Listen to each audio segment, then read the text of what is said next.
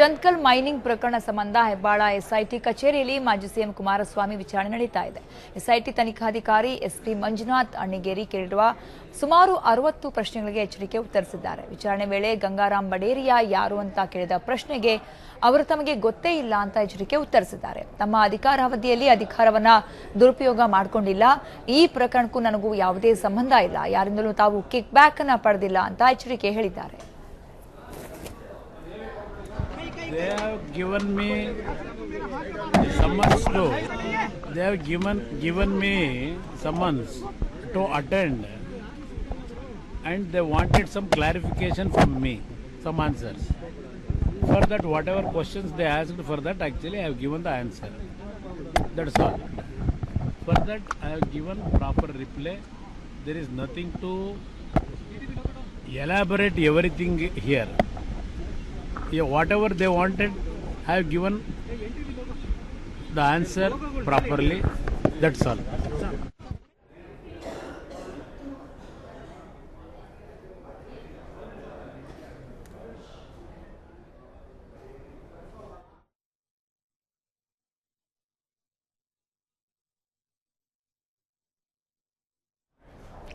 S ಬನ್ನಿ ಕುರಿತಂತೆ ಇನ್ನಷ್ಟು ಮಾಹಿತಿಯನ್ನು ಕೊಡೋದಕ್ಕೆ ನಮ್ಮ ಪ್ರತಿನಿಧಿ ಓಂ ಪ್ರಕಾಶ್ ನೇರ ಸಂಪರ್ಕದಲ್ಲಿದ್ದಾರೆ. ಎಸ್ ಓಂ ಪ್ರಕಾಶ್, ಎಚ್ಡಿಕೆ ಅವರಿಗೆ ಎಸ್ಐಟಿ ಅಧಿಕಾರಿಗಳು ಏನು ಯಾವೆಲ್ಲ ಪ್ರಶ್ನೆಗಳನ್ನ ಎದುರಿಸಬೇಕಾಯ್ತು ಎಚ್ಡಿಕೆ ಈ ಒಂದು ಇದರಲ್ಲಿ ಅಗೇನ್ ಅವರ ಉತ್ತರ ಏನಾಗಿತ್ತು ಅಂತ?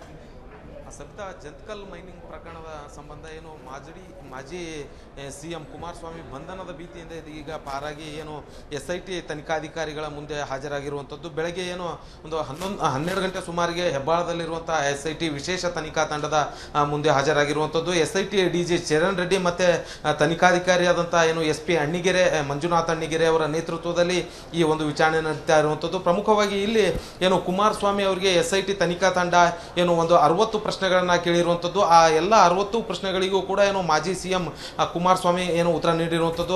ಪ್ರಮುಖವಾಗಿ ಈ ಒಂದು ಏನು ಜಂತ್ಕಲ್ ಮೈನಿಂಗ್ ಪ್ರಕರಣದಲ್ಲಿ ಈ ಹಿಂದೆ ಅಂದರೆ ಕಳೆದ 3 ದಿನಗಳ ಹಿಂದೆ ಬಂಧಿತರಾದಂಥ ಗಂಗಾರಾಮ್ ಬಡೇರಿಯಾ ಮತ್ತು ಕುಮಾರಸ್ವಾಮಿಗೆ ಯಾವ ರೀತಿ ಅಂದರೆ ಸಂಬಂಧ ಇದೆ ಅನ್ನೋವಂಥ ಒಂದು ಪ್ರಶ್ನೆ ಕೂಡ ಕೇಳಿದ್ರು. ಆದರೆ ಗಂಗಾರಾಮ್ ಬಡೇರಿಯಾ ಯಾರು ಅನ್ನೋದೇ ಗೊತ್ತಾಗಲಿಲ್ಲ. ಅವರು ಈ ಒಂದು ಪ್ರಕರಣದಲ್ಲಿ ಇದ್ದಾರೆ ಅನ್ನೋದು ಅದು ಮೊನ್ನೆ ಅವರ ಬಂಧನದ ಬಳಿಕ ಗೊತ್ತಾಗಿರುವಂಥದ್ದು. ಹಾಗಾಗಿ ಗಂಗಾರಾಮ್ ಬಡೇರಿಯಾಗೂ ನನಗೂ ಯಾವುದೇ ರೀತಿಯಾದಂಥ ಸಂಬಂಧ ಇಲ್ಲ ಅಂತ ಹೇಳಿರುವಂಥದ್ದು. ಅದಲ್ಲದೆ ಏನು ಗಂಗಾರಾಮ್ ಬಡೇರಿಯಾ ಈ ಹಿಂದೆ ಏನು ಪ್ರಕರಣದ ವಿಚಾರಣೆ ವೇಳೆ ಆತ ಏನು ಎಚ್ ಡಿ ಕುಮಾರಸ್ವಾಮಿ ನನ್ನ ಮೇಲೆ ಪ್ರಭಾವವನ್ನು ಬೀರಿ ಇರೋ ಹಿನ್ನೆಲೆಯಲ್ಲಿ ನಾನು ಏನು ಪರವಾನಗಿಗೆ ಅವಕಾಶ ಕೊಟ್ಟಿದ್ದಾರೆ ಅಂತೇಳಿ ಏನು ಗಂಗಾರಾಮ್ ಬಡೇರಿಯಾ ಹೇಳಿದ್ದಾರೆ ಅನ್ನುವಂಥ ಒಂದು ಪ್ರಶ್ನೆಗೂ ಕೂಡ ಕೇಳಿದಂಥ ಅಧಿಕಾರಿಗಳಿಗೆ ಏನು ಅವರು ಹೇಳಿರುವಂಥದ್ದು ಗಂಗಾರಾಮ್ ಬಡೇರಿಯಾರನ್ನು ನಾನು ಇಲ್ಲಿವರೆಗೂ ಕೂಡ ನೋಡಿಲ್ಲ, ಅವ್ರು ಯಾರು ಅನ್ನೋದು ಕೂಡ ನೋಡಿಲ್ಲ ಅಂತೇಳಿ ಹೇಳಿರುವಂಥದ್ದು. ಅದಲ್ಲದೆ ಈ ಅಕ್ರಮ ಗಣಿಗಾರಿಕೆ ಎಲ್ಲ ಸರ್ಕಾರದ ಅವಧಿಯಲ್ಲೂ ಕೂಡ ನಡೆದಿರುವಂಥದ್ದು, ನನ್ನ ಸರ್ಕಾರದ ಅವಧಿಯಲ್ಲೂ ಕೂಡ ನಡೆದಿರುವಂಥದ್ದು. ಆದರೆ ನಾನು ಯಾವುದೇ ರೀತಿಯಾದಂಥ ಅಕ್ರಮಕ್ಕೆ ಏನು ಪರವಾನಗಿ ನೀಡಿಲ್ಲ. ಸೊ ಹಾಗಾಗಿ ಈ ಪ್ರಕರಣಕ್ಕೂ ನನಗೂ ಯಾವುದೇ ರೀತಿಯಾದಂಥ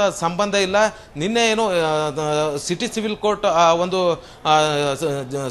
ಜಾಮೀನನ್ನು ನೀಡಿತು. ಜಾಮೀನಿನ ನಂತರ ಏನು ನಾನು ಇವತ್ತು ಹಾಜರಾಗಿರುವಂಥದ್ದು. ಹಾಗಾಗಿ ಈ ಒಂದು ಪ್ರಕರಣಕ್ಕೆ ನನಗೆ ಯಾವುದೇ ರೀತಿಯಾದಂಥ ಸಂಬಂಧ ಇಲ್ಲ. ನೀವು ಯಾವಾಗ ಬೇಕಾದರೂ ಕರೆದರೂ ಕೂಡ ನಾನು ತನಿಖೆಗೆ ಹಾಜರಾಗ್ತೀನಿ ಅನ್ನೋ ಒಂದು ಮಾತುಗಳು ಕೂಡ ಹೇಳಿರುವಂಥದ್ದು. ಸಬಿತಾ, ಎಸ್, ಗಂಗಾರಾಮ್ ಬಡೇರಿಯಾ ಅವರ ಒಂದು ಅಂದ್ರೆ ಇಲಾಖೆಯಲ್ಲಿ ಕಾರ್ಯದರ್ಶಿಯಾಗಿ ಕಾರ್ಯನಿರ್ವಹಿಸುತ್ತಾ ಇರಬೇಕಾದ್ರೆ ಸೊ ಇದು ನನ್ನ ಗಮನಕ್ಕಿಲ್ಲ ಅಥವಾ ನಂಗೆ ಪರಿಚಯ ಇಲ್ಲ ಅನ್ನುವಂಥ ಒಂದು ಎಚ್ಡಿಕೆ ಅವರ ಆ ಉತ್ತರ ಏನಿತ್ತು ಅದು ಎಷ್ಟು ಮಟ್ಟಿಗೆ ನಂಬಲರ್ಹವಾಗಿತ್ತು? ಅಂಡ್ ಅದಕ್ಕೆ ಏನಾದರೂ ಈ ಪ್ರಶ್ನೆಗೆ ಮತ್ತೆ ಏನಾದರೂ ಅವರು ಕ್ರಾಸ್ ಕ್ವೆಶನ್ಸ್ ಮಾಡಿದ್ರೆ ಹೇಗೆ? ಅಂಡ್ ಅಗೇನ್ ಈ ಒಂದು ವಿಚಾರಣೆಗೆ ಎಚ್ಡಿಕೆ ಹಾಜರಾಗಿದ್ದಾರೆ.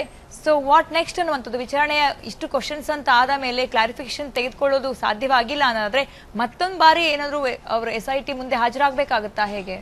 ಖಂಡಿತವಾಗೂ ಸಬಿತಾ, ಏನು ಇವತ್ತು ಈಗಾಗಲೇ 2 ಗಂಟೆಯಿಂದಲೂ ಕೂಡ ಸತತವಾಗಿ ಅವರನ್ನು ವಿಚಾರಣೆ ನಡೆಸ್ತಾ ಇರುವಂಥದ್ದು. ಅಂದರೆ ಎಸ್ಐಟಿ ತನಿಖಾಧಿಕಾರಿಗಳಿಗೆ ಇಲ್ಲಿವರೆಗೂ ಕೂಡ ಇವರು ಹೇಳ್ತಾ ಇರುವಂಥ ಉತ್ತರಗಳು ಸಮಂಜಸವಾಗಿ ಅಥವಾ ಪೂರಕವಾಗಿ ಅಥವಾ ಸತ್ಯಕ್ಕೆ ಸಮೀಪವಾಗಿರುವಂಥ ಉತ್ತರಗಳು ಇದೇನಾ ಅಥವಾ ಎಲ್ಲೋ ಒಂದು ಕಡೆ ಪ್ರಕರಣದಿಂದ ಜಾರುವಂಥ ಪ್ರಯತ್ನ ನಡೆದಿದೆ ಅನ್ನೋದು ಬಗ್ಗೆ ಕೂಡ ಸಾಕಷ್ಟು ಪರಾಮರ್ಶೆಗಳನ್ನು ನಡೆಸುತ್ತಾರೆ. ಅದಲ್ಲದೆ ಎಲ್ಲೋ ಒಂದು ಕಡೆ ಎಸ್ಐಟಿ ಅಧಿಕಾರಿಗಳಿಗೆ ಇನ್ನೂ ಕೂಡ ಏನು ಸ್ಪಷ್ಟತೆ ಸಿಗದೇ ಇದ್ದಂಥ ಸಂದರ್ಭದಲ್ಲಿ ಮತ್ತೆ ಇವರನ್ನು ವಿಚಾರಣೆಗೆ ಹಾಜರಾಗೋದಕ್ಕೆ ಹೇಳ್ತಾರೆ. ಹಾಗಾಗಿ ಇದು ಇದು ಇನ್ನೂ ಕೂಡ ಏನು ಕೆಲವು ದಿನಗಳವರೆಗೂ ಕೂಡ ನಡೆದುಕೊಂಡು ಹೋಗುವಂಥ ವಿಚಾರ ಆಗಿರುವಂಥದ್ದು. ಹಾಗಾಗಿ ಇವತ್ತು ಕೂಡ ಅಂದರೆ ಮಧ್ಯಾಹ್ನ 3 ಗಂಟೆವರೆಗೂ 4 ಗಂಟೆವರೆಗೂ ಕೂಡ ಈ ವಿಚಾರಣೆಯನ್ನು ನಡೆಯುತ್ತೆ. ನಂತರ ಅವರನ್ನು ಮತ್ತೆ ಅಲ್ಲಿಂದ ವಾಪಸ್ ಕಳುಹಿಸಿ ಮುಂದೆ ಇನ್ನೂ ಹೆಚ್ಚಿನ ವಿಚಾರಣೆಗಾಗಿ ಬೇಕಾದಂಥದ್ದೇ ಆದರೆ ಅವರಿಗೆ ಮತ್ತೆ ನಿಗದಿತವಾದಂಥ ದಿನಾಂಕ ಮತ್ತು ಟೈಮನ್ನು ನೀಡಿ ಏನು SIT ತನಿಖಾಧಿಕಾರಿಗಳ ಮುಂದೆ ಹಾಜರಾಗುವಂತೆ ಸೂಚಿಸುವಂಥ ಎಲ್ಲ ಸಾಧ್ಯತೆಗಳು ಕೂಡ ಇರುವಂಥದ್ದು. ಸಬಿತಾ, ಧನ್ಯವಾದ ಓಂ ಪ್ರಕಾಶ್ ನಿಮ್ಮೆಲ್ಲ ಮಾಹಿತಿಗಾಗಿ.